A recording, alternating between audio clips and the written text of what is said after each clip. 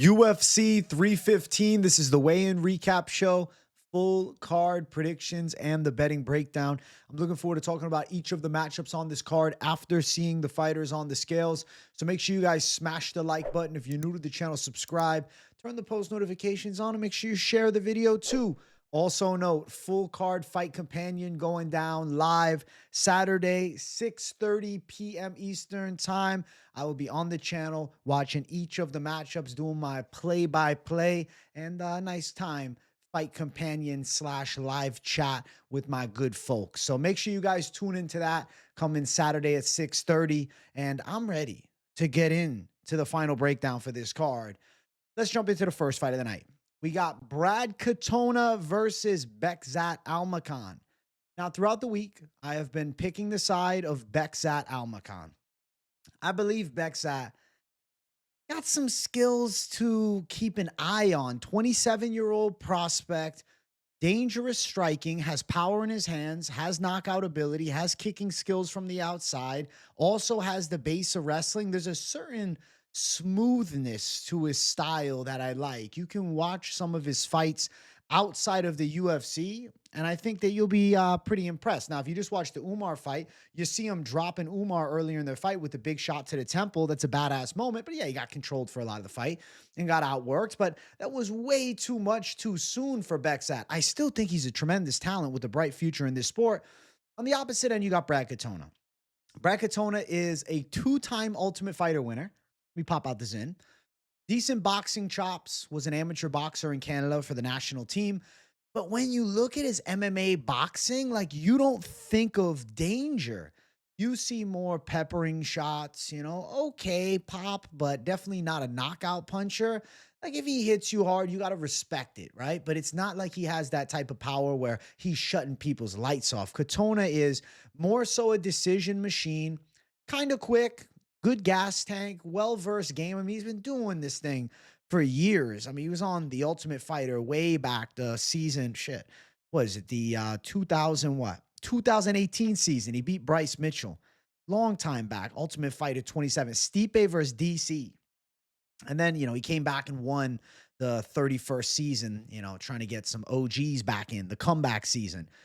I think that Bekzat Almakhan has a much brighter future. Like, Brad Katona's 33. He's kind of at where he's at. He's, a guy that can beat some of the mid to lower level talents, but as the opposition gets stepped up or the prospect talent gets heavier, he tends to lose. He's coming off the loss last time out to Matsumoto, who's a solid prospect, but to be fair, Matsumoto also like similar size to Katona, at least with the shorter arms, and I feel like there was more opportunities to box for Katona there. I think Bekzat will look pretty good. Fight before that, it was the Jesse Butler win. You see what I'm saying? Jesse Butler's not high level, and he beat him by a decision. Garrett Armfield beat him. The Cody Gibson win is actually pretty nice, winning the Ultimate Fighter with that, because Gibson's pretty good. I just think Bekzat Almakhan has a lot more upside. This is the, second biggest fight of his life, but I feel like he's going to give you guys a quality performance. I think he goes out there, does pretty well, and in a competitive matchup, Katona's not one that normally gets ran over, but I think he loses. So I'm going with Bekzat Almakhan decision. Let's look at the scales. All right, so we got Bekzat. This is at the official weigh-in, right? Came in, shredded up, doesn't look too dehydrated. I would say pretty successful weight cut. On the opposite side, Katona, looking chiseled up, pretty nice. Katona, man, he got that certain Lord Farquaad look in his eyes, right? Angry elf energy, you know what I'm saying? But nah, Katona's actually, he's a nice guy. I'm giving him a hard time. But he's got a funny look, man. You can't say he doesn't. And, this is the ceremony. They filled in. There's not much to say about the ceremonies. I'm more here for the face-off. Bekzat a little bit taller. As far as physicality, both guys are in shape. Almost posture-wise, you just got that feeling Bekzat takes it farther. Like, compare the frames, right? You can see Brad Katona kind of with the shoulders slouched forward, but back, it's like his guts protruding. Bekzat just has that, savage fighter frame. I don't know how to describe it. He just has this energy about him, man. And also, he's got skills to back it up. But I think he looked good at the face-off, looked confident. And going from number 2 bantamweight in the world to fighting a guy in Brad Katona, I think Bekzat's feeling confident here that he's going to have the tools to handle Brad. Minus 152 on the money line for Bekzat Almakhan. If you are going to bet this fight, probably money line or parlay piece. plus 132 for Brad Katona. Now, looking towards some of the prop betting, I do think over 2.5 is likely at minus 400. If you look at Brad Katona's pretty damn long MMA career, never been finished before. So durability, always something that he shows. And even though I think Beksat is dangerous to knock Katona out, not something we've seen before. So I am anticipating a decision win. The fight by decision for Almakhan out of curiosity. You do get plus money, plus 120, plus 140 range. So if you want to chase a decision prop, you're like, yo, I need a prop for this fight, you could consider such a thing. But the official prediction is going to be Beksat on the cards. But, money line is just better. It's, Katona's never been finished, but he's also never fought Beksat Almakhan, and he's got a chance. So I'm going to say Beksat is live to look pretty good in this matchup and have a type of performance that makes you say, okay, I'm keeping my eye on him at 27 years old. Beksat, W, starting the card off. Next matchup, Daniel Willie Cat Santos versus Ji Yoon Lee, the Korean Tiger. The pick is Ji Yoon Lee, and initially I was going to do Ji Yoon Lee as my Savage Dog Lock of the week. I picked him at plus 120. I talked about him being the top candidate for the Savage Dog Lock at plus 105. But I told everybody during the live stream Monday afternoon, so make sure you tune into those Monday afternoon lunchtime lives because we get some good early insight. I was like, man, I think that Ji Yoon Lee is going to become the favorite. And he swelled a lot as a favorite, which, I like to keep the show honest on Wednesday. Even if I got it at plus money, I felt like saying the Savage Dog Lock is a guy at minus one, whatever it was at the time, wouldn't be as sincere. Because I know you guys like the Savage plus money. And if on Wednesday, it's, yo, AJ, you locked this up, but I can't get it at plus money, I feel like there's, feeling of disappointment for those throwing heat down, looking for the plus money side. So that's why Ji Yoon Lee was not the Savage Dog Lock anymore. But I do think Ji Yoon Lee has a good chance to win the fight.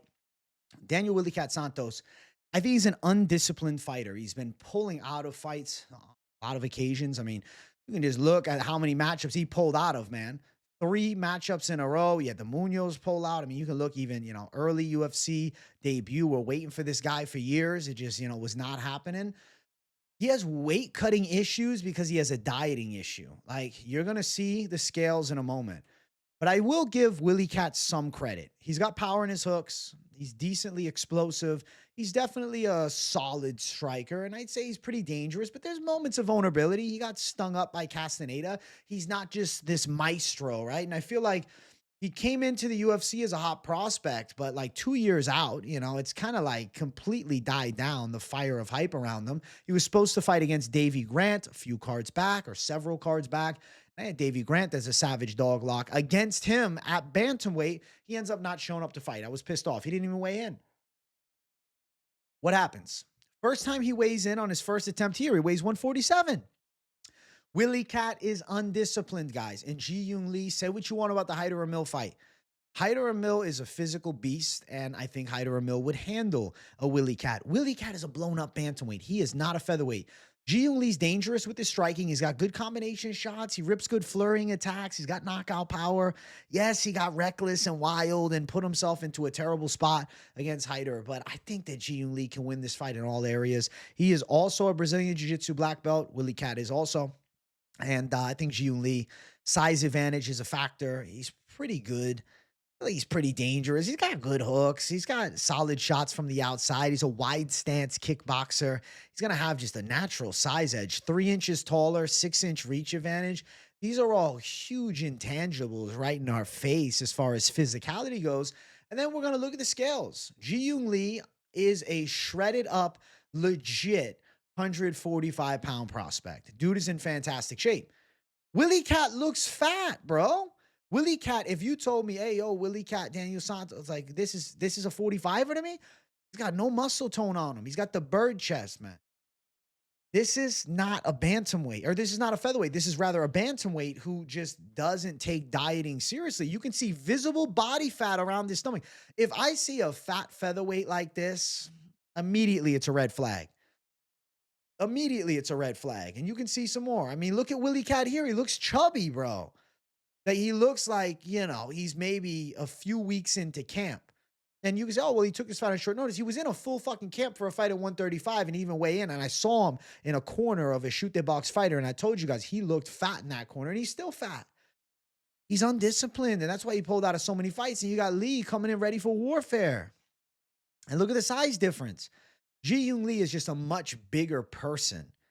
Willie Cat, you can see, bro, look at the love handle. Look at the chub, man. He's not in good shape. For a professional fighter in the lighter weight classes, if he was a light heavyweight, no one's batting an eye. Okay? But at 145, 146 pounds, like, you know, and he's really a bantamweight, he's out of shape for that weight class. And I think Ji Yoon Lee is going to be too much for him. He just seems to be taking his career a lot more serious, man. And I also made a hot take that Willie Cat, he needs to fight. He hasn't fought in 2 years. How's he making money? He needs a paycheck. So he takes a hard matchup on short notice up in weight because he needs to fight. It's not like he's going to get cut from the UFC if he loses. Probably not. Plus 125 for Willie Cat. He opened up as a minus 175 favorite. If you played the other side early, you'd be living lavishly. It is completely split now towards the other end. Minus 145 for Lee, hence why he's not a savage dog lock, but he is still a pick that I believe in, and I do think he's another money lineable type play on this card. I really believe Ji Yoon Lee wins. Now, does he knock Willie Cat out? Ji Yoon Lee has how many knockouts? Now I got to double check this stat. 4 KOs, 3 subs, 4 decisions. Willie Cat, he's 11-2. He's never been finished. Depends, though. He's out of shape. He gasses. He gets beat up a bit. But I think that Ji Yoon Lee decision makes the most sense. Plus 350 for Lee on the scorecards. I do think Ji Yoon Lee is getting it done by a decision. But, like, you know, a knockout is obviously way better. Don't really love the spreads available here. But I think that Ji Yoon Lee is live to tune up Willie Cat. I can see him out muscling him, out working him. I can see him dropping him at some point. I just think this is going to be too much for Willie Cat. He's just not in good shape, man.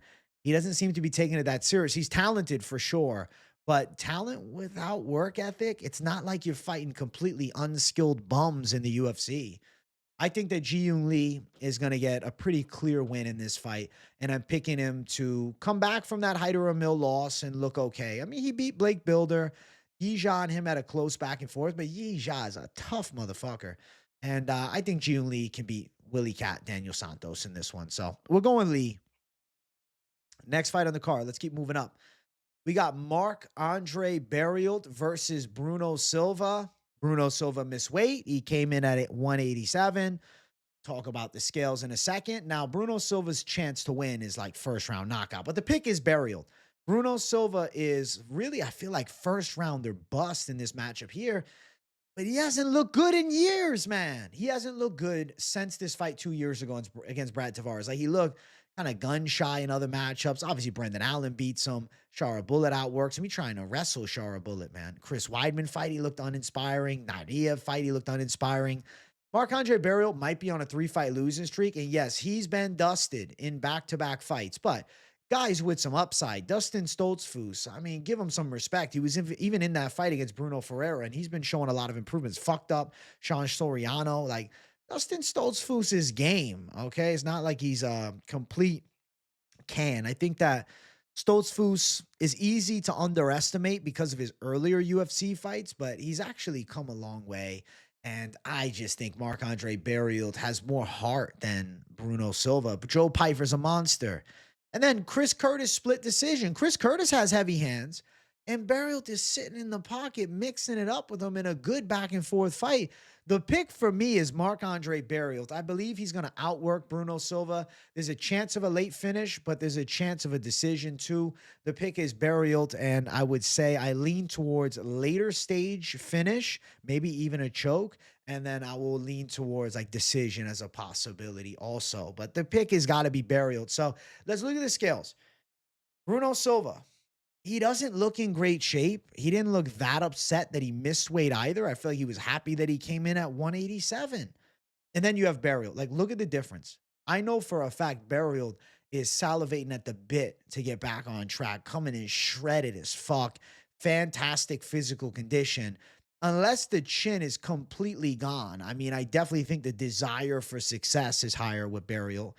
Like, Bruno looks okay. Like, he looks like he's at my body fat level, and I'm not fucking stepping in the UFC fighting, you know what I'm saying? Like, he looks in decent shape. You say that he's fit. And then you say Barriault's fucking shredded as a motherfucker. I got to go Marc-Andre Barriault, man. I just feel like he's going to want it more. I don't think Bruno Silva chins him early. I think Bruno wilts in fights. I don't know where his head is at. I don't know where his heart is at. I don't even know if his heart is really in the game fully. 4 losses in a row. I think it's going to be 5. And I think Marc-Andre Barriault outworks Bruno Silva in this one. It can get back on track. Minus 160, Barriault is the favorite. Bruno Silva is plus 140 as a deserving underdog. And then we look, where was it? We look towards the side of over 1.5 is not crazy at minus 205.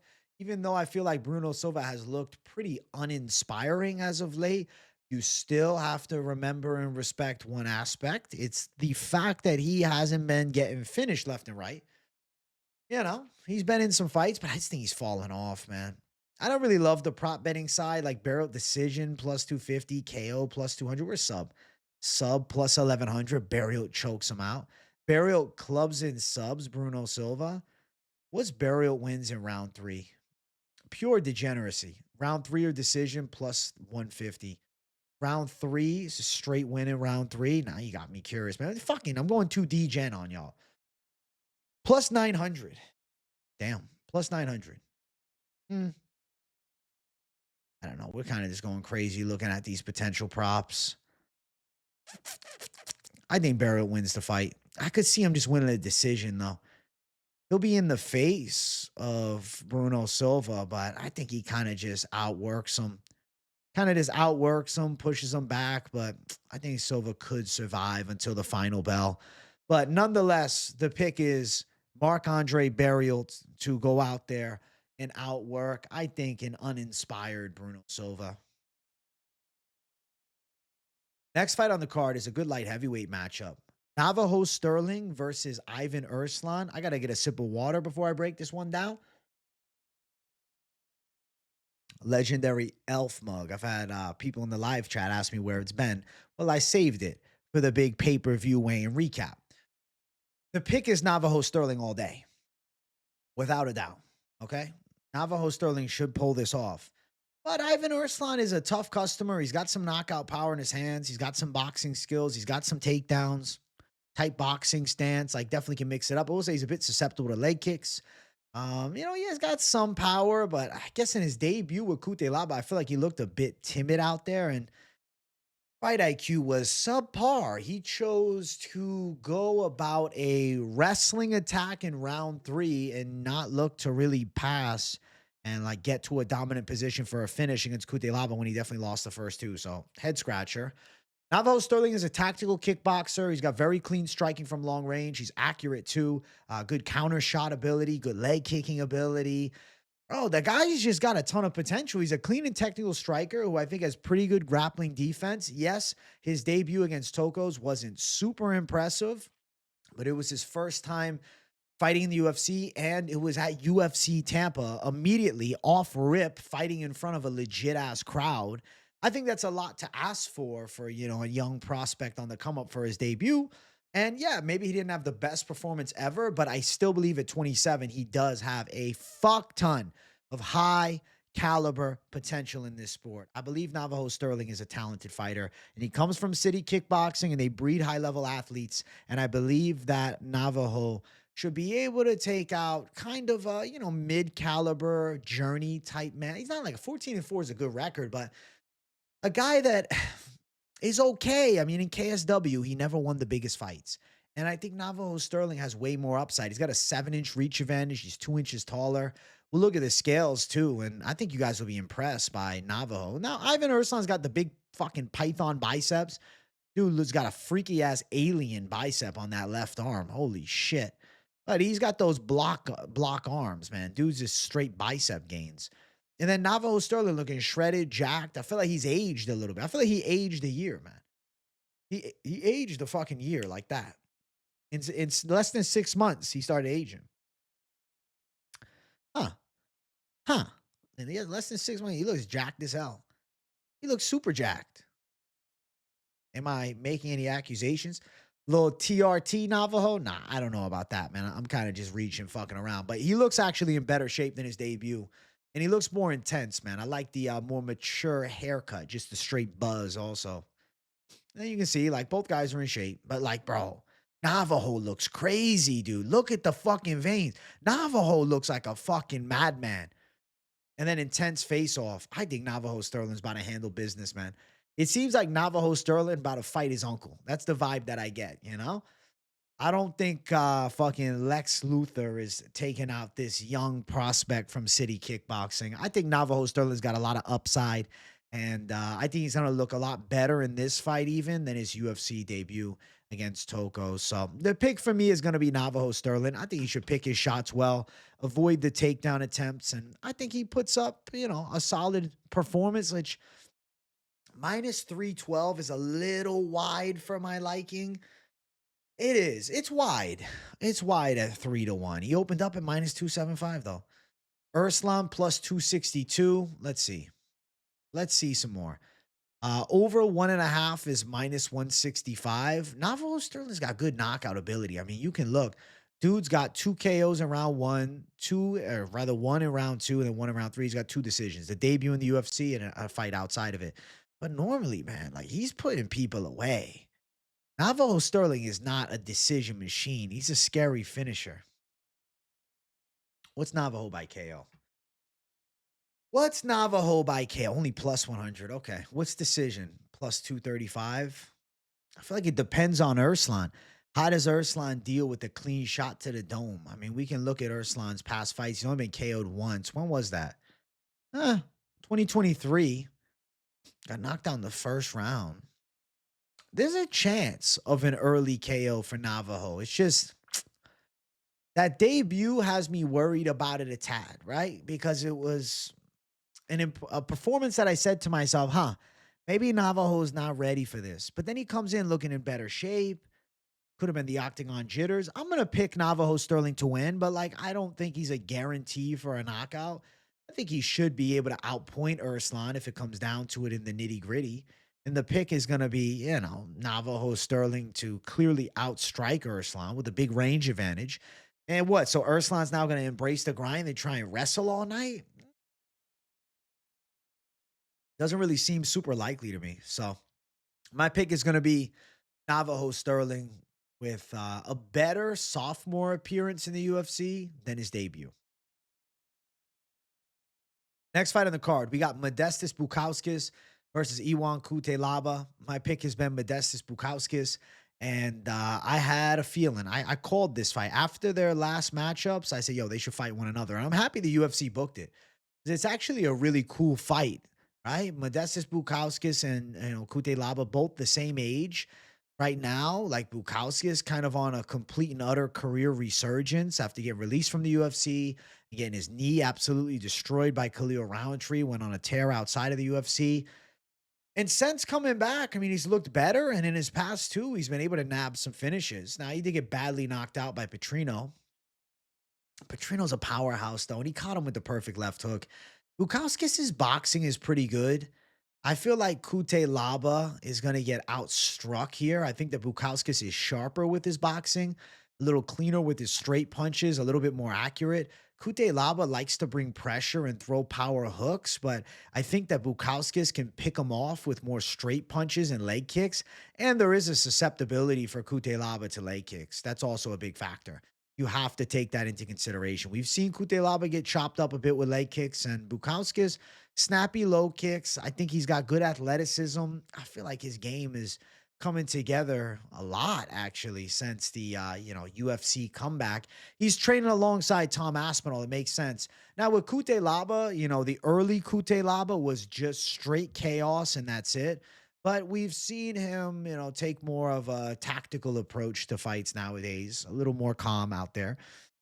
But definitely still a finisher. I mean, he was able to sub up Ibo Aslan, and I predicted him to win as an underdog. I said, listen, Aslan is overrated, and he's one-dimensional, and he got submitted in the first round.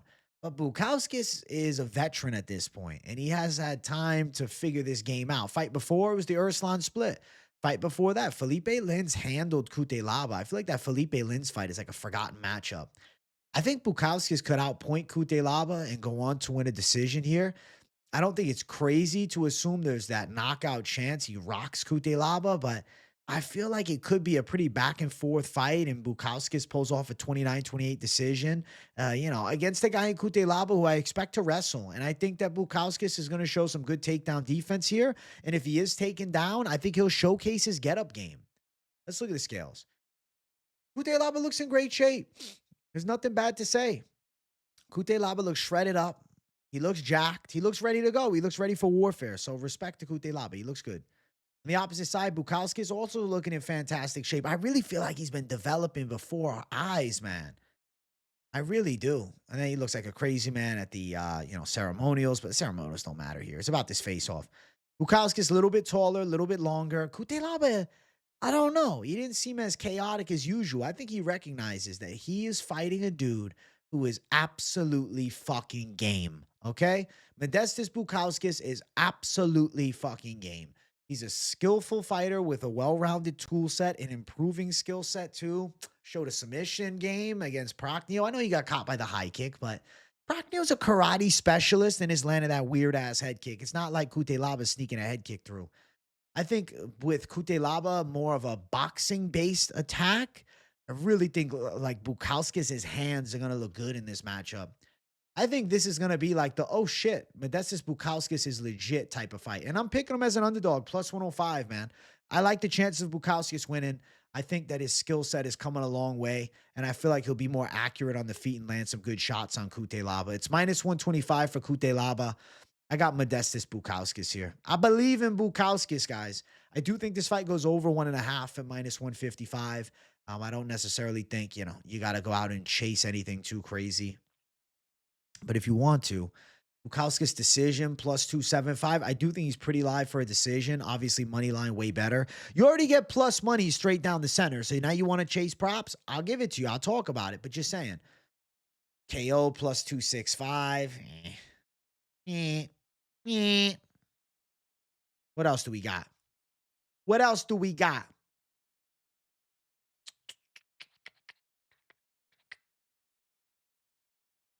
Spread is live. Minus 150.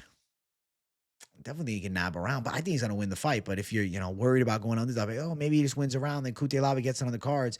If Cutelaba wins a split decision like he did with Erslan, granted, it should have been unanimous. Regardless, if it's 29-28, that spread could cash for you, though. So, and that's just Bukauskas should pull through. He's going to be my prediction to win, and I feel like he'll have a pretty good performance. So, the pick is Modestas Bukauskas against Iwan Cutelaba. I believe he's going to pass the gatekeeper test in this one. Ladies going after it in the next one. We got Jessica Andrade versus Jasmine Jasudavicius.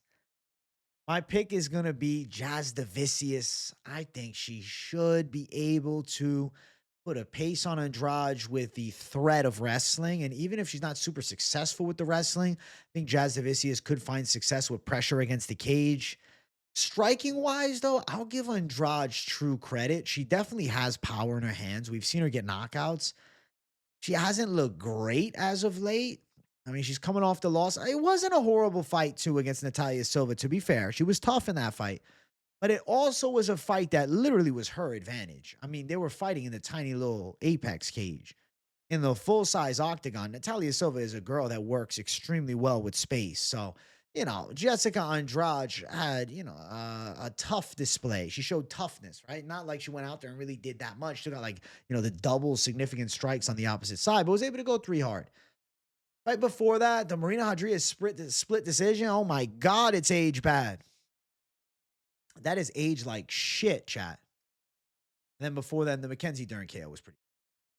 I don't know, man. I don't know with Andrade. I know she was going through the divorce and stuff and seems reinvigorated. Jasudavicius has won 4 in a row. She's got good wrestling pressure. She's got a good gas tank.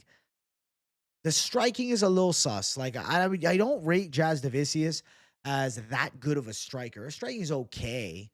Hands are decent enough, like effective enough for success, but not like she's this wow striker. It's more effective striking to engage in some form of grappling, though, Andrade could land some big shots. It's just, do I think Andrade knocks her out? Can Andrade beat her up for 3 rounds? Can Andrade end up in top position? I think Jasudavicius gets a hard-fought win. I lean towards decision, though. I know some feel like Andrade is going to get subbed up, but it depends what version of Andrade shows up. That's the issue, too, with Andrade. Like, if you get motivated Andrade, it could be a dogfight.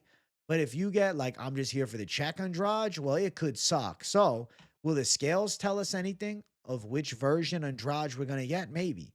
Jasudavicius, you know you got a workhorse each and every time. She looks pretty good.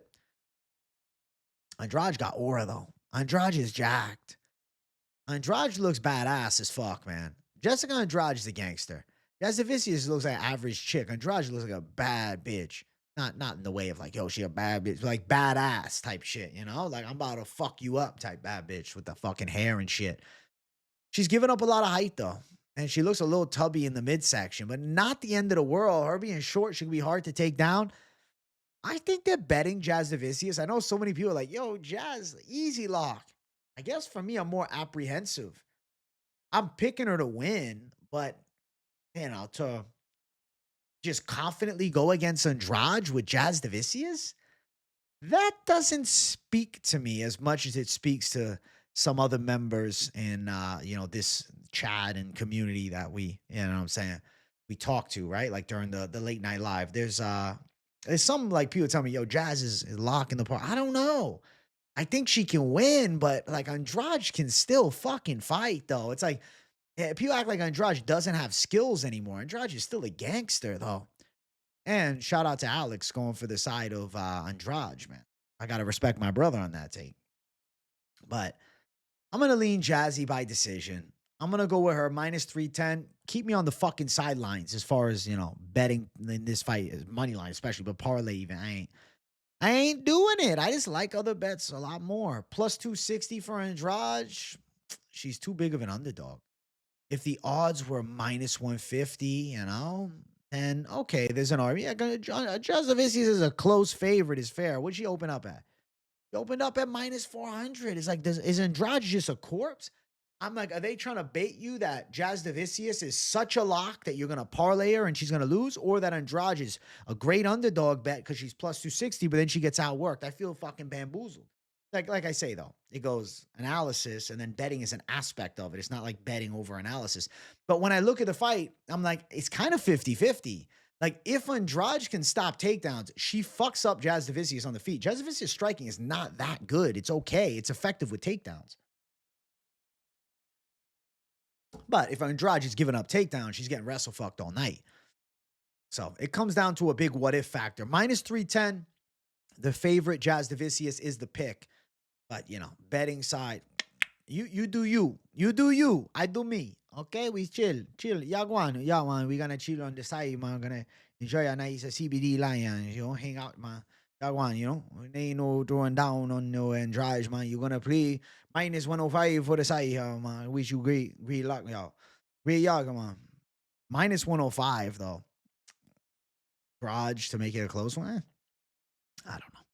It's a wild one. I'll say Jasudavicius nabs the decision. She might lose a round, but wins the decision. But if Andrade looks tough and has like an inspiring performance, it can't be like that shocking. It's not like she hasn't looked good at, flyweight in the past. And it's not like she looked awful against Natália Silva, who's a literal fucking monster and also beat Jasudavicius. So the pick is Jazzy for the dub. I'll say decision. Next fight on the card brings us to our featured prelim of the night. We got Mike Malott versus Charles Radtke. Savage dog locking Charles Radtke. I believe that he's going to win as an underdog. I'm going for the Savage mode USA in this hole with this one here. I feel like Charles Radtke and Mike Malott is an absolute dog fight. I agree for sure because Mike Malott's a skillful kickboxer. He's relatively slick. I would say that, he picks his shots pretty well. He's got good speed. He's a southpaw switch hitter. Overall, his stand-up game is, good, but not like awe-inspiring. Charles Radtke definitely has a power punch advantage. I will say this. When I look at the matchup, I think that Charles Radtke has a close-range boxing advantage. I think he's better with his hooks, and I definitely would say he hits harder between the two.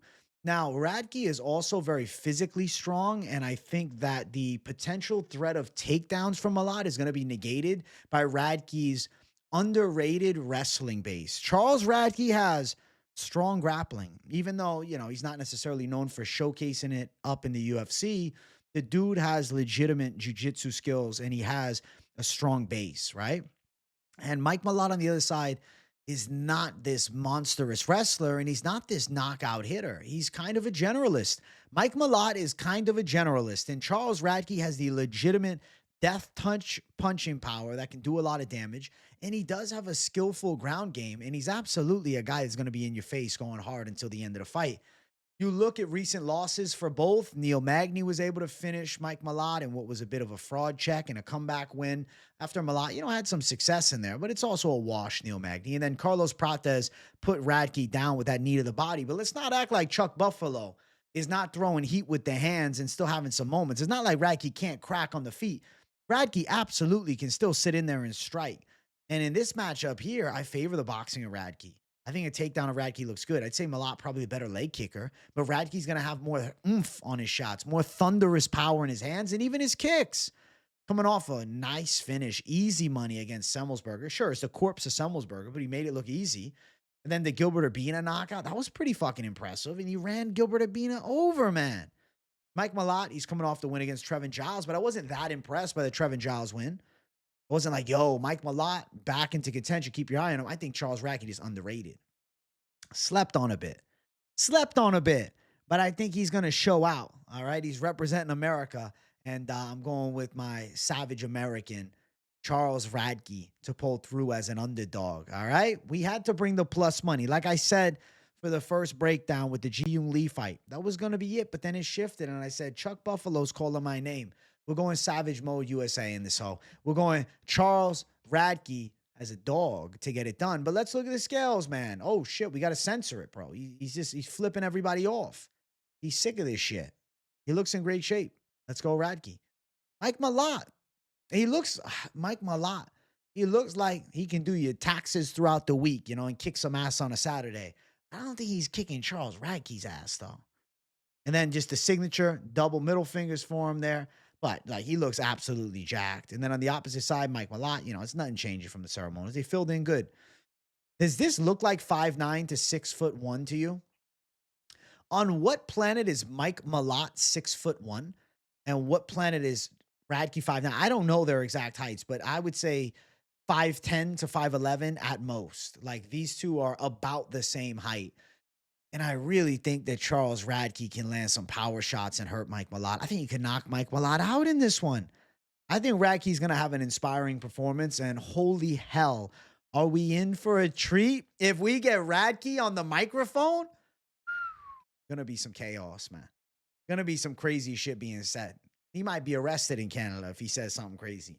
Minus 210 for the side of Malott. He's a favorite. 2-1, though? You're crazy. 50-50. What are you open at? Minus 225. That's fucking disrespect. Plus 180 for Radtke. I think Radtke's a savage, man. I think Radtke goes out there and puts a good performance on. The over is actually plus money. That's interesting. What's Radtke by KO now? Radtke by KO plus 330. I don't think Mike Malott is chinning Charles Radtke. And I don't think he's subbing him either. I think if somebody's getting knocked out, it's Mike Malott. And I think Radtke can absolutely crack Malott with some thunderous hooks in close range. The pick is going to be Charles Radtke by impressive and violent knockout, okay? We're going Charles Radtke for the savage W in this fight as a big underdog, plus 180. It ain't no plus 105. It ain't no even money. It ain't no Ji-Yoon Lee who shifted to a favorite, even though, I love the Ji-Yoon Lee side. I ain't trying to tell you no. But plus 180, we're going savage dog, okay? We're keeping the thunder with the savage dog, and we're going with Charles Radtke to come through in thunderous fashion. Not wait for it. Let's go. Let's go. Let's keep on running up. Main card opener.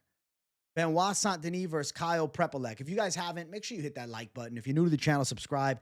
This fight is a short notice fill-in. I am sad that we don't see the Alvarez BSD fight because that was just destined to be the fight of the night. That was going to be fight of the night. I was ready for that fight. That was going to be war. But this is a BSD showcase fight. This is the tune-up fight for BSD that he kind of needs. Like, just to keep it real, Benoit Saint-Denis taking some damage in his past two, the Money Moicano doctor stoppage. Hey, I predicted him to lose, and he was a big favorite in that fight. So shout out Money Moicano. That was a savage dog in that fight too. And I think that Benoit Saint-Denis, though he, was probably going to run into some trouble with Alvarez, is still a guy that the UFC looks at that, he's got contendership abilities. And a win for BSD, I think, is good. And against Prepolec, this is pretty much a softball. Ready? Home run hit. Benoit Saint-Denis should destroy Prepolec. Like, I try to find some positives to say. Like, Prepolec is not awful, okay? Let me just give him his due respect. He's a southpaw, and he's got some pop in his hands. He was catching Austin Hubbard with good shots in the first round of their fight. Definitely he's got some solid combination shots. Tough customer, from that southpaw stance coming in on short notice with nothing to lose. You got to respect him. But takedown defense is a little bit sus. He's 0-2 in the UFC. Outside of the UFC, we have to be real about opposition. 11 months ago, he fought a 25-29 guy. 2 years ago, he fought an 11-6 fighter. 2.5 years ago, 14-6. He lost to a 19-8 fighter, Shane Campbell. Unified MMA, solid little league, man, regional league. And then Michael Duford, 8-3 split 3.5 years ago. It's irrelevant. Then we have BSD, who, fought Moicano, who just fought for the belt on short notice. Poirier, who fought for the title most recently and is fighting Max Holloway. And he was fucking Poirier up, too. And then, the Matt Frivola knockout was badass. The Thiago Moises absolute mauling. The Bone Fiend performance where he, kind of exposed Bone Fiend. I think Benoit Saint-Denis should absolutely wreck Kyle Prepolec, dude. I really think he's going to destroy him.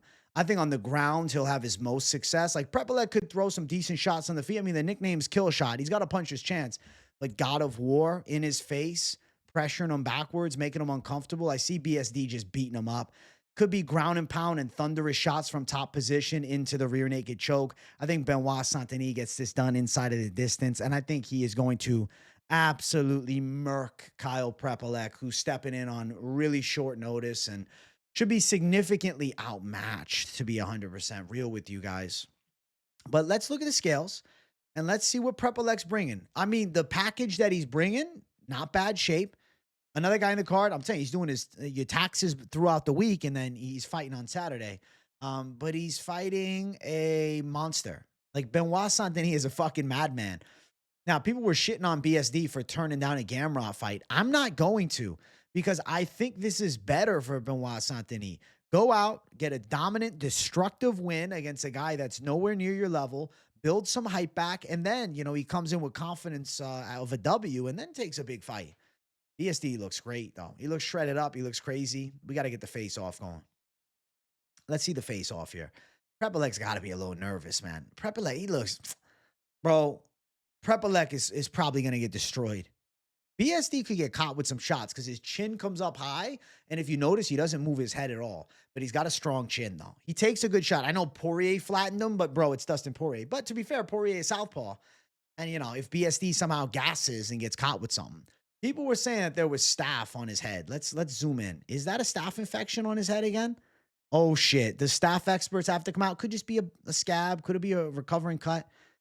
I don't know. He looked great on the scale. I'm not saying it's staph. I don't think it's staph. If it was staph, it looks healed. I think he's handling Kyle Prepolec. Staph or no staph, I don't think Prepolec survives the BSD swarm early in the fight. And he's a minus 2,000 favorite. Woo, get your value now. Oh, my.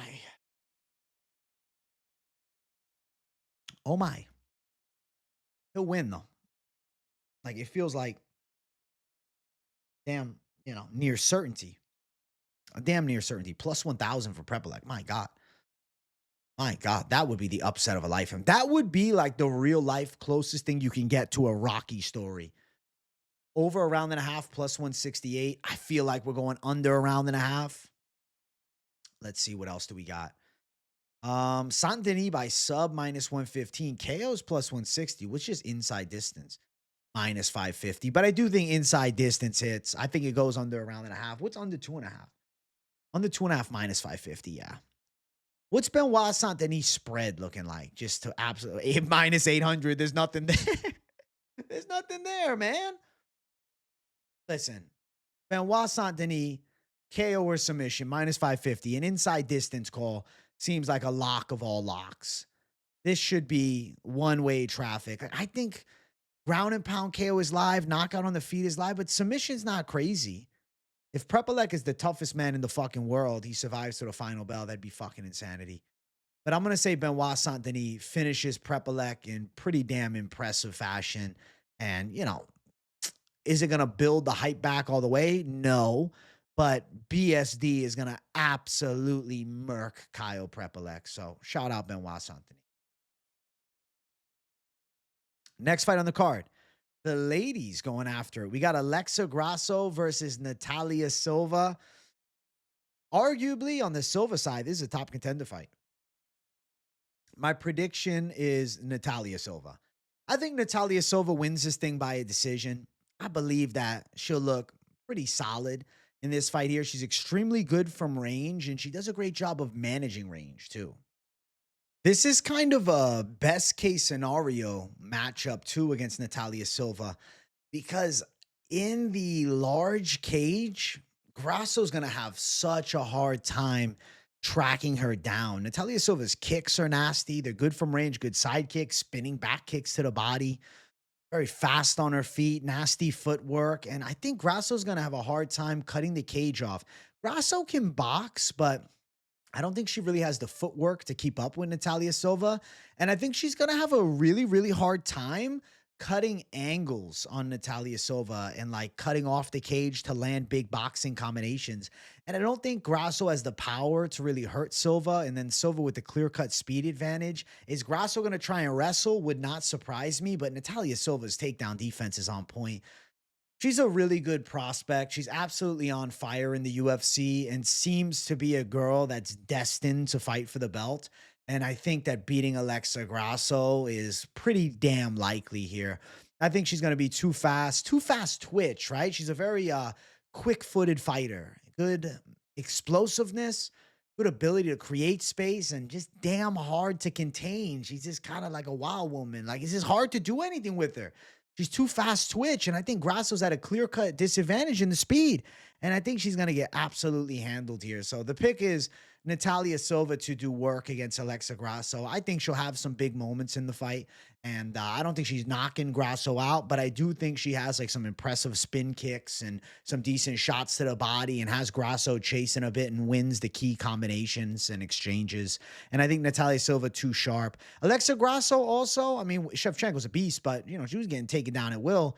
Natália Silva could showcase some takedowns or trips in this matchup, and it wouldn't be that shocking either. So Natália Silva for the W. Extreme confidence is got to be there as a prospect. She looks pretty damn good.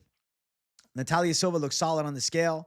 Nice smile. Happy to be there. Shout out Natália Silva. She's an absolute gem. Then there's Alexa Grasso. She looks good too. Respect to Grasso, coming in shape, but I think this matchup is too much for her, man. I really think Natália Silva is next up. There's the face-off. Silva looks confident and intense. I'm telling you, Grasso's just going to be too slow. I see Grasso just looking to step behind for a majority of the fight. Like, she's chasing Silva, and Silva's just landing better shots, staying moving, and just hard to track down. And I think Grasso gets outworked and taken to the judges' scorecards and loses this thing via decision. Now, let's look at the odds for the fight. Natália Silva's a big favorite, minus 231. But as a prospect, I think she deserves this type of favorite status. On the opposite side, Grasso plus 196, big underdog. But I don't see Grasso having the big underdog shot. I do think this fight goes over 2.5 at minus 420, pretty damn likely. If you look at Natália Silva's career, yes, she's got some finishes. But, at the higher levels, 3 straight wins by decision, even the Jasudavicius decisions. And let's be fair, Teresa Bleda and then Victoria Leonardo is and, she finished both of them. But you can see when the level of opposition notch got turned up a tad, Natália Silva's done well on, outpointing girls and winning these hard-fought decisions. I do think it goes over.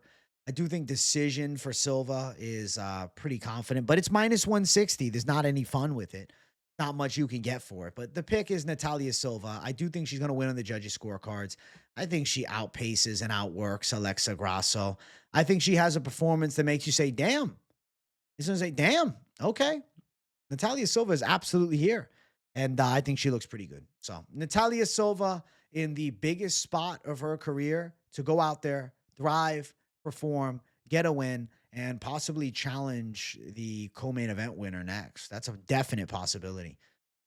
Next fight, featured fight of the night. We got Jose Aldo versus Aiemann Zahabi. The pick has been Jose Aldo all week, but he didn't look great on the scales. And because of him, they switched the weight class. It was supposed to be 35, but he couldn't do it. And they moved it up to featherweight, which is interesting. It's kind of a bad sign for Aldo. We'll look at the scales in the moment, but the pick has been Aldo throughout the week.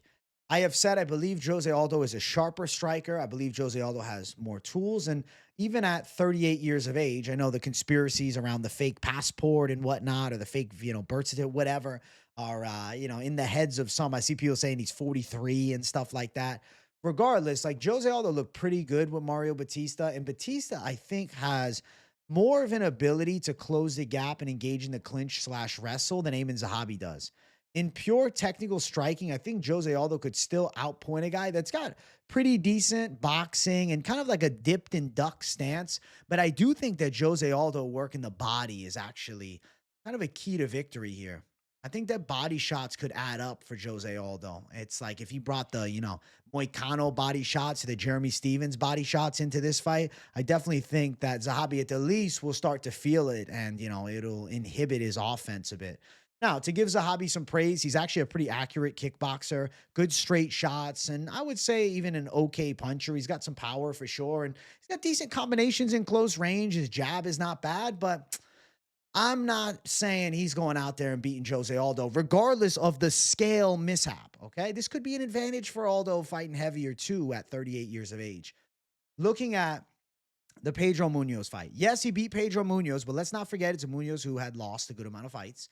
And then beating Basharat in a really competitive matchup. And then afterwards, Basharat gets knocked out in the first round by Ricky Simon. Knockout over Richie Long was impressive. The Ricky Tercios win was clean. And then the Draco Rodriguez win years ago was, solid. Draco got some W's in bare knuckle after. It's not he's a complete can. And still, Zahabi was able to knock him out. Zahabi's got some pop for sure, but I don't think Jose Aldo's chin's gone.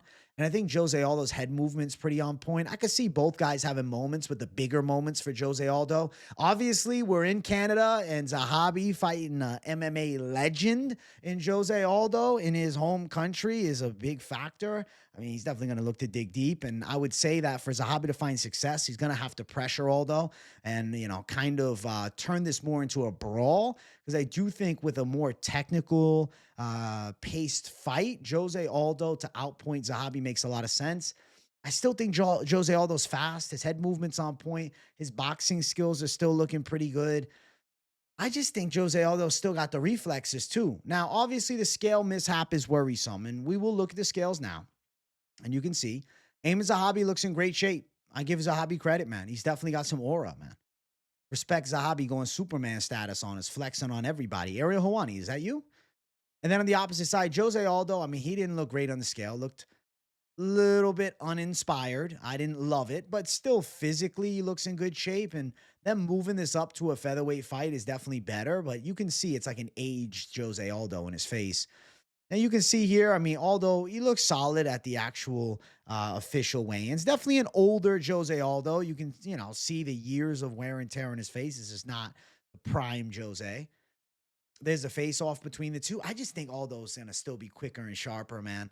I still think Aldo's winning. I'm not picking against Jose Aldo just because of the weight class having to be moved up. You could argue that this is better for Jose Aldo to have this fight at 145 or 143, whatever, as opposed to them doing it in the bantamweight division. So I'm going to predict that Jose Aldo wins a decision.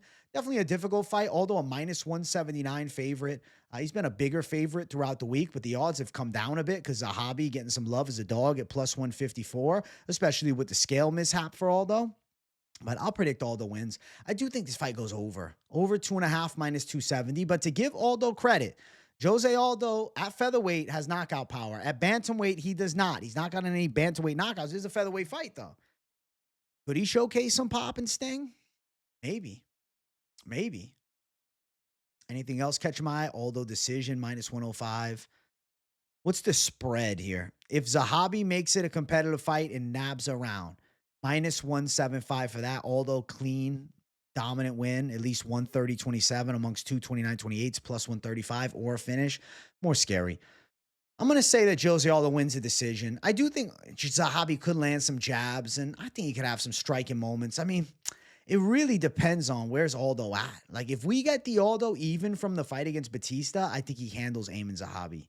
If he's, 25% worse than 7 months ago, this could be a problem and this could be bad for him. But I'm going to predict that Jose Aldo gets a win and keeps his, late stage twilight of his career alive.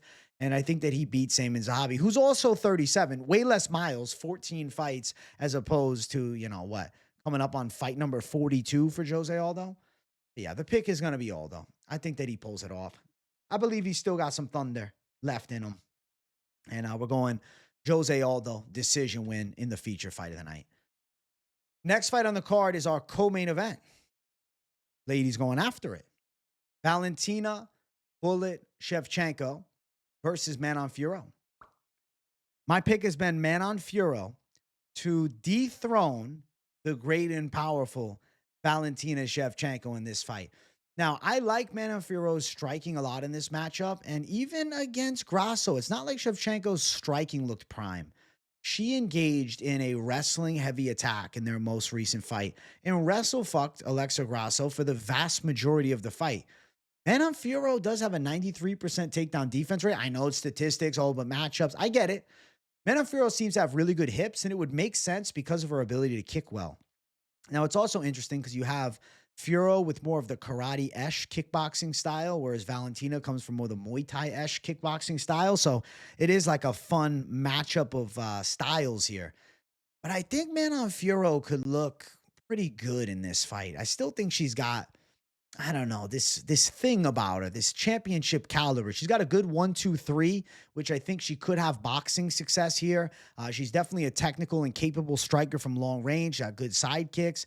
We'll say chin does come up a bit high after she throws combos at times. It's a flaw that I don't love, but I don't know if Shevchenko is counter shot KOing her with a big punch. I feel like Shevchenko definitely still fast twitch, but more of the snapping body kicks as opposed to like big thunderous punches. I do think there's an availability for high kicks. Fiorot got caught in round 5 by Blanchfield with a clean high kick, and I could see Shevchenko's team looking at that and saying, okay, we need to throw some high kicks in this fight. It's also fun that it's a battle of southpaws. I like that a lot here. I think Manon Fiorot can beat her, though. I do. It's like 3 straight fights against Grasso, right? A loss, a draw, and a win. I'm picking against Grasso on this card with Natália Silva, too. So it's like, how impressive. It's not that Grasso's not really good. She's top 6, top 5 for sure. But am I so sure that Alexa Grasso beats Erin Blanchfield? Am I so sure that Alexa Grasso beats, the top caliber of girls right now? Does she beat Manon Fiorot? I don't think so. I think Manon Fiorot is an extremely tough test for Shevchenko. And nearly 3 years ago, Talia Santos pushed Valentina to the breaking point and lost a razor-thin decision that people even at the time were calling controversial. And that fight, people forget, man, was kind of thrown for a loop with the accidental head clash that shut the eye of Talia Santos. It's just a factor worth bringing up. Not trying to make excuses or anything like that, but Santos was having success with Valentina. I think Manon Fiorot can look good, and I think Manon Fiorot can pull off the win against the aging legend in Valentina Shevchenko. Yes, only a 2-year age difference, but still, 2 years less of age and less miles on the car in the MMA game. I'm going to say Manon Fiorot becomes the new champion coming Saturday in a technical back and forth fight. She's slightly sharper in the stand-up and is able to beat the great Valentina Shevchenko. Let's look at the scales, though. Manon Fiorot, she gives that Holly Holm vibe a little bit. She looks in good shape, though. Ready to rock and roll. Shevchenko, legend, of course. Good shape, ready to rock. Like, what do you expect? These girls are, the highest caliber. This is the most badass women's fight right now. This fight is elite caliber skill sets on both sides, and I love this matchmaking. This, for me, is like skill set wise. Winner of this fight is like pound for pound #1 in the women's MMA game right now. There's Manon Fiorot, who looks, pretty good on the scale, looks ready to rock. Valentina looks pretty good too, and you can see nice little size difference favoring the side of Manon Fiorot as they faced off. 5'7" to 5'5", yeah. It is a real 5'7" to 5'5". And I think distance striking for Fiorot is going to be an interesting aspect It's also going to be interesting to see, could Shevchenko drag this thing out into a more grappling heavy fight, which is a style that she's liked lately. But what happens if Fiorot stopping takedowns and landing cleaner shots in the feet? What if Valentina really has slowed down, but Grasso's weakness of takedown defense that, Shevchenko was able to exploit showcases all? I'm going to say Manon Fiorot pulls through. I believe she's going to win. Hard fight, competitive fight, 5-round war, -135 for Fiorot, +115 for Shevchenko. I am predicting I was going to say the underdog, but odds-wise, the underdog is our champion. But it feels like, forget the odds. It feels like Fiorot's the underdog, even though betting-wise, she's not, right? Valentina, dominant champion for a long time, obviously now in her second run, but towards the tail end at 37 years of age, over 4.5, -325. Let's see. What's the spread? If Shevchenko makes it a competitive fight, what's the spread at? Wow. Oh, wow. -210, the Shevchenko spread. But I do think Shevchenko can make it competitive. I do think it could be within that range. Fiorot by a decision, +115 to +140. I do think Fiorot's winning a decision. I don't think she knocks out Valentina. I think it's a testy back and forth type of fight. And I think Fiorot does a little bit more and pulls off a W against the aging legend. Maybe not a prime Shevchenko losing to Fiorot, but I felt like there was moments of lapse. Like, she dominated Lauren Murphy. But I remember with this Jennifer Maia fight years ago thinking, oh shit, is this towards the tail end of the great and powerful Valentina? Then she fucks up Andrade, she fucks up Murphy. And then Santos almost gets her. And then Grasso gets her with the upset. And then they draw, and it is what it is, right? And, whatever. Move on from it. The next fight, she looked good. She absolutely handled Alexa Grasso in their match, or their trilogy, I should say. But Manon Fiorot seems to be the one. I think Manon Fiorot takes this thing. I'll say tactical striking display, landing a bit more significant shots, being a bit sharp with the hands. I think she's getting her hand raised, and I think she's beaten Valentina Shevchenko by a decision on the judges' scorecards. Let's jump to the main event of the evening. If you guys haven't yet, make sure you smash that like button. If you're new to the channel, make sure you subscribe. Belal Muhammad versus Jack Della Maddalena for the welterweight gold. I have been picking Belal Muhammad throughout the week in, a fashion of honesty, right? I'm a big Jack Della fan, and it would be pretty badass to have a 28-year-old savage come through and knock Belal out. Like, that seems like the perfect world, but we don't live in a perfect world. And I don't make my predictions based on how I feel about best case scenario for the sport. I think about the matchup. And I think Belal with the clear-cut wrestling advantage is a factor. I think Belal threatening with takedowns and having capable striking is a factor. I think Belal has also hit his stride. Yes, he's almost 37, but I do think he's one of those guys that peaked later in his MMA career and is absolutely primed right now. Yes, there was moments for Leon Edwards in their fight. Absolutely. But is Leon Edwards not a better offensive grappler than Jack Della on paper? I think so. Is Leon Edwards not more defensively sound at grappling than Jack Della? I think so. Leon Edwards is not as dangerous with his punches. Jack Della has some of the best boxing in the UFC, and he's definitely the best combination puncher at 170 pounds, and he absolutely could land some thunderous shots on Belal. Now, Belal has said some things like, I'm going to turn it into a striking fight. I'm not going to wrestle. That would be a dangerous, dangerous attack, because threatening with takedowns for Belal, I think, will open up better shots on the feet. Don't forget, Belal's striking has come a long way, right? They say Canelo hands. Obviously, that was a stretch, but his hands are legit. He can box a bit too. His body kicks are nasty, man. I really think that Belal Muhammad, he's hit his stride and is just constantly doubted, constantly hated on. And I can't, man. Like, he's been able to go out there and beat Leon. And then the Burns win, was able to clean clock Burns, pull out a decision. And Jack Della coming off the win against Burns a little over a year ago, a comeback knockout win, which was badass. And he broke his arm in the first round. Jack Della's game is hell, but the fight before was still a split against Holland. And then there was a split against Basil Efez. Basil Efez is no Belal. He's like a Belal light times 10. Finish of Sean Brady was still impressive. He boxed up Brady. I think that Belal Muhammad can have moments of success in striking by mixing in the takedowns. How much has Jack Della improved over the year? Could be vast. He's only 28, but he hasn't shown it to us in a fight. I feel like it's more based on faith if you're picking Jack Della. It's more of a faith-based pick, and that doesn't mean it can't hit. Faith-based picks hit sometimes, for sure. Jack Della's improved. His boxing combinations there. He lands the big knee on Belal. Belal gets caught up on the feet. He's not able to control Jack Della on the ground. Jack Della keeps getting back up, and Jack Della lands some thunderous shots. Belal's wobbled. Belal's hurt, and Belal's finished on the ground with some ground and pound. Possibility. But I'm going to pick Belal Muhammad to win a nitty-gritty and hard-fought decision. I think Jack Della puts a good account for himself and has moments with Belal, but I think it's a little bit too much too soon. He hasn't proven it against like an elite prospect. Like, look at Ian Gary beating Carlos Prates. Della hasn't beaten Carlos Prates, right? He hasn't gone tooth and nail in a back and forth 5-round fight with Shavkat Rakhmonov. He hasn't went out there and submitted Leon Edwards like Sean Brady.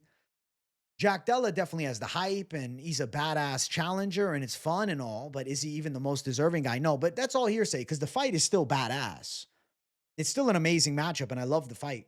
But I think that Belal can win this one. And I think he can exploit the weakness of takedown defense. I think Belal's cardio is absolutely there.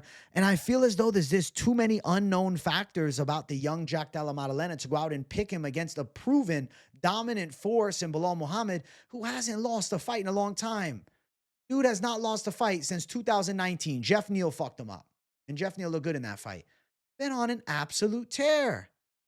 Been killing it. High-level opposition, man. Legendary names on the resume. Maya, Wonder Boy. To name a few that aren't even, amongst the elite today. I think Belal Muhammad decision has to be the pick in this one. But I love the Jack Della side. And as a fan, of course, my heart is with Jack Della. But the prediction on what I believe is going to happen is Belal Muhammad outworks Jack Della, has some scary moments where Jack Della lands some thunderous shots, but wins a 49-46, 48-47 type decision and defends his belt for the first time. Now, let's look at the scales. Let's see how everybody looked at the official weigh-ins. Jack Della, shredded, jacked, on point. Seems to be aging a bit, maturing in front of our eyes, and this is good for the fight game. A more mature face, more dangerous man. Belal with the shades on, looking shredded up and ready to go. He looks in amazing shape too, and he seems to have some aura. He seems confident. There's Jack Della on the ceremonial scale. Again, looks in great shape. Belal looks in amazing shape. Absolute workhorse. Then there's the intense face-off between the two. I think Jack Della's getting taken down. I think Belal outworks him. I think Belal decision. Jack Della absolutely here. Absolutely is going to be going for the kill till the very end. But I think Belal can neutralize the striking threat while mixing in takedowns and then having success in striking on the side of his own. The problem with Belal would be if he actually goes about this fight in just a kickboxing fashion, which I think would be stupid. It's an MMA fight. Don't do that, and you won't. Also, the winner of this fight kind of dictates everything. If Jack Della Maddalena wins, Islam Makhachev is going to move up and fight Jack Della. If Belal wins, then Islam is fighting against Ilia Topuria. And then if Jack Della and Islam is to take place, then there'll probably be maybe an interim title because Islam said he's not vacating between Oliveira and Ilia Topuria at International Fight Week. So definitely some interesting needle-moving spots, some pieces on the chessboard that are going to get moved differently depending on how this main event goes. So it's super high stakes beyond what just, their career comes afterwards, but the fights that we get forthcoming. So we shall find out. I'm pretty damn excited, man. I could see Jack Della, if he gets a quick KO, the UFC trying to force him into a quick turnaround fight against Islam Makhachev, definitely. But yeah, the pick is going to be Belal. I think that he wins. -180, Belal. Jack Della +155. Of course, I love the inspiring underdog story for the main event, but I just can't, guys. I can't. I will root for Della, and I'd be happy to be wrong here. I'm not going to go and bet down on Belal. I'm going to sit on the sidelines, enjoy and watch. But I do think that at the least, Jack Della will have moments and put on a good performance for himself. Over 5.5 takedowns. Oh, my God. It's a terrible stat. Well, I got to pick 5.5. Fuck that. What if he only lands 4? Let's see. Belal. Do we have any cool type calls? Let's see. Knee. Della Maddalena via knee KO. He does it again. +1,600. Savage call. What's the spread looking like? If you play the Jack Della spread. minus 170. I think he can make it a close fight. I don't think that Belal washes him. I don't think Belal finishes him. I think Belal beats him in a hard-fought fight over the 5 rounds and wins a tactical decision in a competitive war. KO for Jack Della plus 300. That would be his, most likely method. For the side of Belal, I think it's decision, which is minus 105, upwards of plus 100. So the main event side, as far as betting down, obviously the hype side is Jack Della KO. And I do think the spread is live too for Jack Della as far as bets for the main event. The money line of Belal, I feel like I want to stay off of it just based upon the true fandom of Jack Della. Though the pick is Belal, I'm not running out to say, yo, I'm throwing the hammer down on Belal. But if you are, I'm not saying you're going to lose. On paper, he should win this fight. But that's why they do the fight, because it ain't about the tape and the paper. It's about what happens when the cage door closes. And Jack Della definitely got the knockout chance. But I think Belal can outwork him and neutralize the knockout threat. And I'm going to predict Belal defends the belt in the main event of UFC 315. And I am so damn excited for this card. I don't get the flack on this card. Personally, I think it's a badass card. And that's, I guess, because, it's a hardcore's delight. For me, this is a badass hardcore's card, and I can't wait to watch it. Now, before we close out, that's the end of the prediction portion. I do want to just cover some of the parlays. So some things to mention. These were my Wednesday parlays, and, I still got love for a lot of these parlays. I do. And Lee and Radtke, I absolutely fucking love. Okay? I think that Lee, Bukauskas, and Almakhan is a savage play still, all right? I think that some of the other ones, Silva, Almakhan, still savage. But I'm going to create something different, though. I'm going to say this. Almakhan, BSD, Aldo, Zahabi seems good. Silva, BSD, Aldo, Zahabi, that one seems good. Almakhan, BSD seems pretty live, right? But something is whispering to me to make some changes, because I will tell you, man, I have this a little worry. I will say put a caution on all of these Aldo matchups as far as these parlays will go. These are some templates for you guys to see if we're lining up and where we're thinking, but I want to concoct a post-weigh-in one. I was thinking about just typing it in beforehand, but I said no. I want to go old school, okay?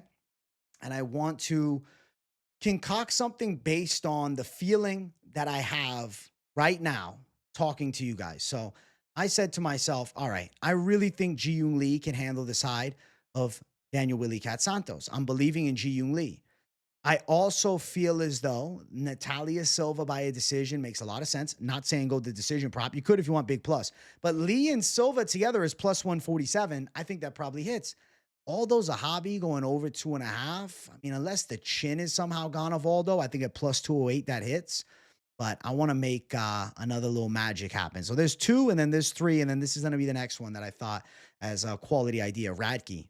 Silva, Radtke, Ji Yoon Lee, plus 568. Little savage play. Be like, yo, I'm not throwing women's fights. Plus 375 for the Savages. Come down a bit. As far as earlier in the week, it was way better. But still, a capable call. You throw Bukauskas in, you got plus 873. That's good plus. Then if you added Silva, it's plus 1270. Then to go D-Gen, you throw the over in this fight. You got plus 1604 if you're going Savage straight down the slate. This is what I call animalistic. And let's see, it's kind of worthwhile if you throw BSD in there for plus 1735. So that's a way you can chase it post weigh-ins. Obviously, most of the guys that I was picking look pretty good. I think that, money lineable type play, Ji Yoon Lee or him in a parlay. I actually think Barriault can win too if you want to go crazy, plus 2958. I'll make one more with Barriault because I do think Barriault looked pretty solid. Barriault to win, Ji Yoon Lee to win, based upon, both guys coming in looking just simply better than their opposition, plus 193. Obviously, Bexat was a confident picker in the week. Not saying I'm not confident now. I just honestly left him out of the last parlay. I could have put him in. And then Natália Silva here, plus 312, and then Radtke here, plus 1,014. And then the over in the Aldo fight here, if we're going D-Gen territory, plus 1285. It just keeps getting more and more D-Gen every leg that we fucking had here. I should have added Almakhan to the last one, though. Let me do that real quick. Lee Almakhan, okay, with Radtke, Benoit Saint-Denis, Natália Silva, the José Aldo over 2.5, and Modestas Bukauskas plus 2975. We're getting to D-Gen territory. You want to win these parlays? The D-Gen territory is not the highest likelihood of success. It's just chasing value. Highest likelihood of success, 2 fighter plays, 3 fighter plays max, and money lines, bro. The money lines are where it's at. Go Savage Dog Lock or go a close money bet on Ji Yoon Lee. Do a 2-leg parlay, something like that. See where my head's at? You see where my head's at? Overall, I think the calls this week are pretty on the money. I wish you guys great success if you're throwing heat down on the fights. make sure you tune in to the live stream and watch the fights with me because I'm pretty hype. Smash the like button if you haven't yet. If you're new to the channel, welcome. Make sure you subscribe and turn on the post notifications. You don't want to miss a video or live stream. I do live streams Monday through Saturday. And then obviously full card picks every Sunday, videos in the in-between. It's all worthwhile to keep your eye on, all right? Let me know what you think of the picks in the comments down below. I want to hear from the people. Did you guys have any pick flips after the scales? I want to hear from you. If you got nothing to say in the comments, just enjoy the content. As always, W in the chat to boost the algorithm for your boy.